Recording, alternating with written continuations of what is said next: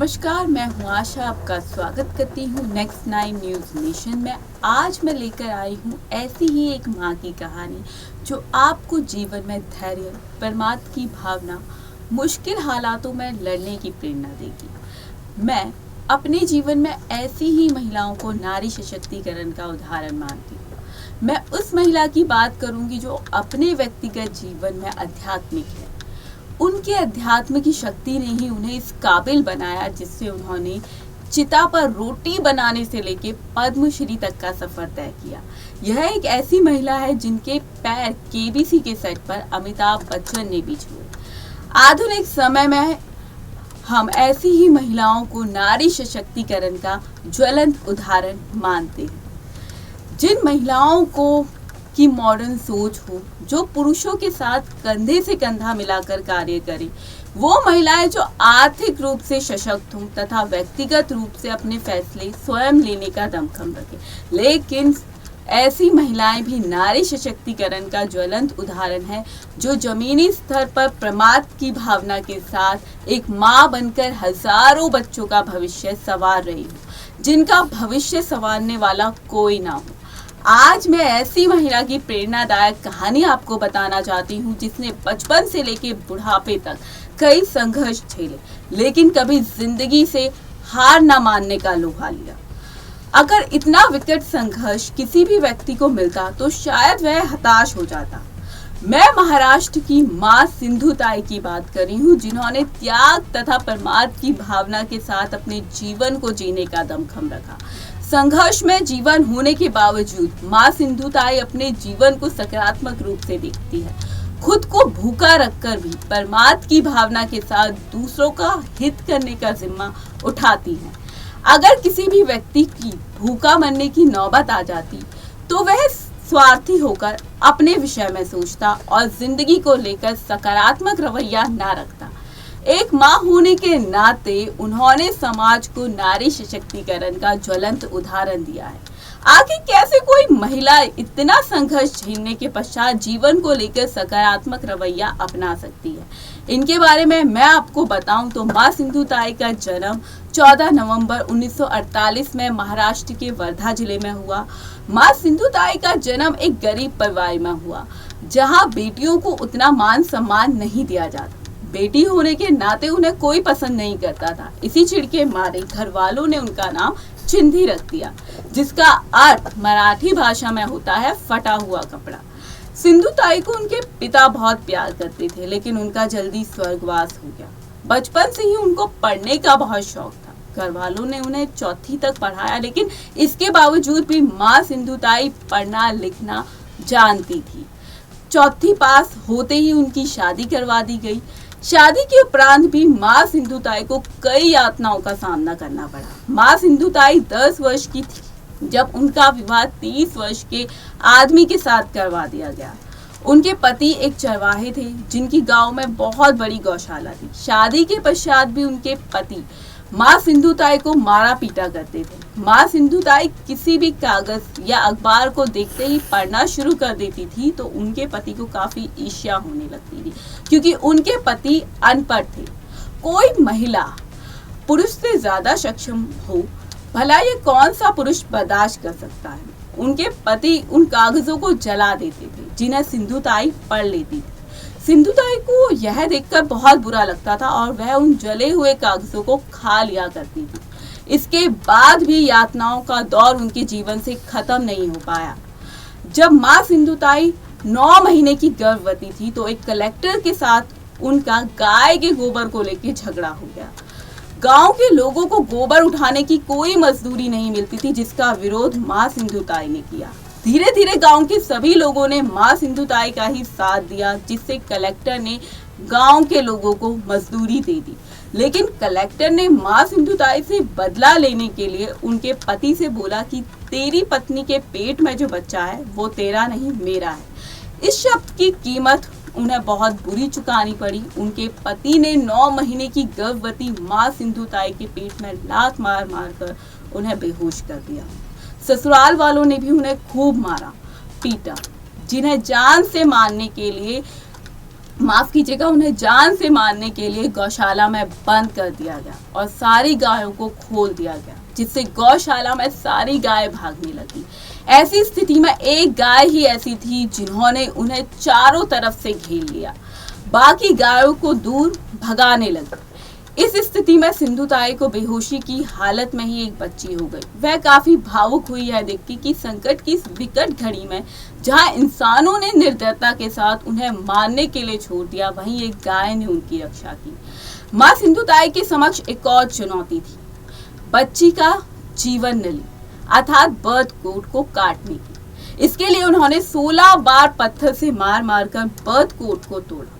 बच्ची के जन्म के पश्चात उनके पति ने उन्हें घर से भी निकाल दिया। 20 वर्ष की आयु में जब उन्होंने एक बच्ची को जन्म दिया तो उन्हें ससुराल से लेके मायके तक का बहिष्कार झेलना पड़ा। ऐसी स्थिति में उन्हें रेलवे पर भीख मांग मांग कर अपना गुजारा करना पड़ा। ऐसी स्थिति में उनके पास एक चुनौती थी, अपनी बच्ची के भरण पोषण की। दूसरी चुनौती पुरुष प्रधान समाज से अपने मान सम्मान को बचाने की भी थी। मां सिंधुताई ने रात के अंधेरे में शमशान घाट में रहने का फैसला लिया, जिससे वह रात के अंधेरे में पुरुषों से अपनी इज्जत बचा सके। मां सिंधुताई के लिए यह काफी कठिन फैसला रहा होगा। एक वक्त उन्होंने ऐसा भी देखा जब उन्होंने मुर्दे की चिता पर रोटियां पकाकर उन बच्चों का भरण पोषण किया जिनका जीवन संवारने वाला कोई नहीं था। उनके जीवन में कुछ ऐसी घटनाएं भी घटित हुई जिससे वह आध्यात्मिक तौर पर ईश्वर से अपना काफी जुड़ाव महसूस करती हैं। मां सिंधुताई के अपने जीवन में कई बार हताश हुई, कई बार भूखे मरने की नौबत भी आई। आखिर कोई कैसे भीख मांगकर या भजन गाकर अपनी शुदा शांत कर सकता है। इसलिए उन्होंने आत्महत्या करने का फैसला भी लिया। जब वह रेल की पटरियों पर मरने के लिए जा रही थी, तभी उन्हें वहां एक बीमार व्यक्ति दिखाई दिया जिसे बुखार था। वह मरने की अंतिम अवस्था में था। तभी मां सिंधुताई के दिमाग में आया कि मरना ही तो है, तो क्यों ना पुण्य करके मरा जाए। उनके पास रोटी और पानी था, उस बीमार व्यक्ति को दे दिया। तब उनके भीतर से एक आवाज आई कि सिंधुताई अपनी जिंदगी बर्बाद मत कर, ऐसे जितने भी लोग हैं उनकी सेवा करो। तो ये एक पहली घटना थी उनके जीवन में जो घटित हुई आध्यात्मिक तौर पर। ऐसा जीवन में हम लोगों के साथ भी होता है। जब जिंदगी से हताश हो जाते हैं तो एक दैवीय शक्ति भीतर से हमारा मार्गदर्शन करती है और हम लोगों का फैसला बदल जाता है।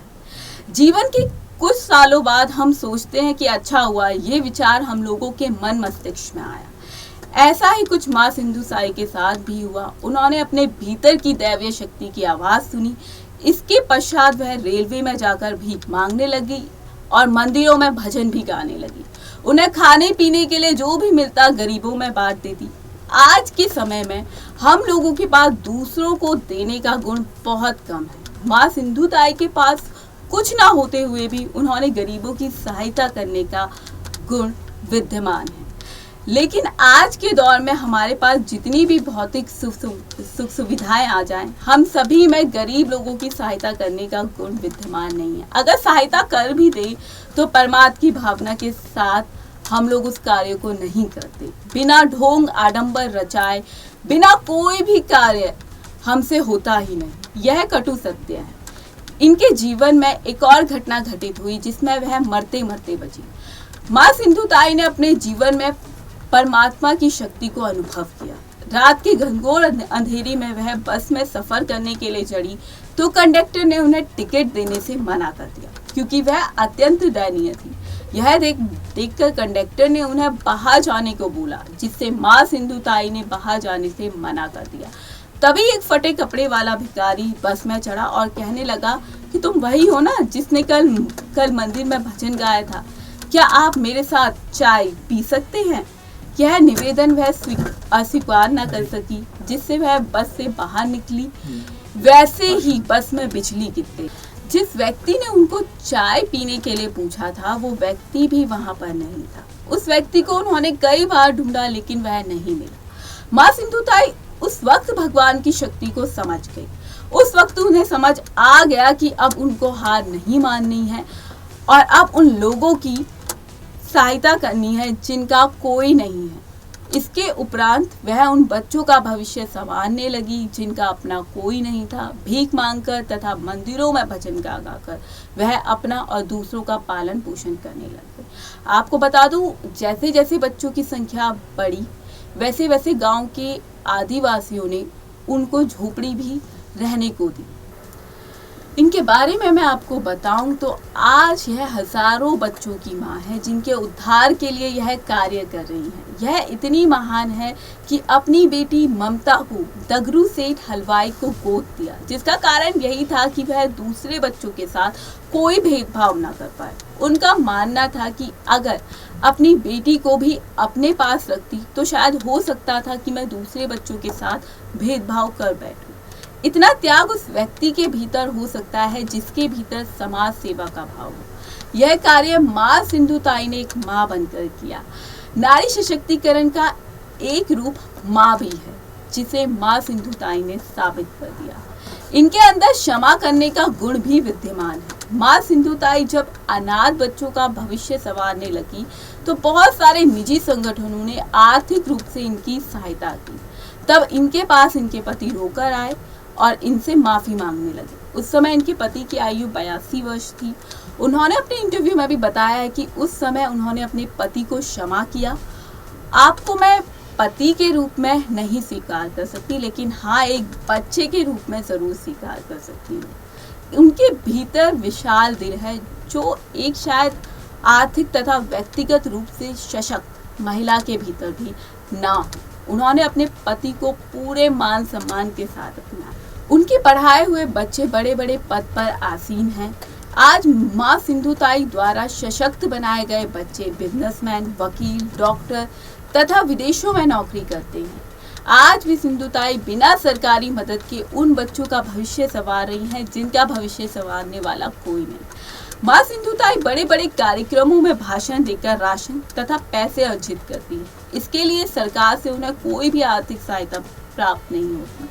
मां सिंधुताई के नाम कई उपलब्धियां भी हैं। मां सिंधुताई के नाम 250 से अधिक पुरस्कार हैं, जिनमें से कुछ प्रमुख हैं रजाई पुरस्कार 2001। मां सिंधुताई के नाम 250 से अधिक पुरस्कार हैं। 2008 में दैनिक मराठी समाचार पत्र लोक सत्ता द्वारा विमेन ऑफ द ईयर का अवार्ड दिया गया। 2012 में कॉलेज ऑफ इंजीनियरिंग पुणे द्वारा COAP गौरव पुरस्कार दिया गया और एक महत्वपूर्ण पुरस्कार पद्मश्री 2021 में इन्हें दिया गया और इनके नाम 2010 में एक मराठी फिल्म भी बनाई गई है। तो ये थी मां सिंधुताई की कहानी। कमेंट बॉक्स में मुझे ज़रूर बताएं कि आपको इनकी कहानी कैसी लगी और आपका वुमेन एम्पावरमेंट को लेकर क्या कहना है। कमेंट बॉक्स में ज़रूर बताएं। धन्यवाद।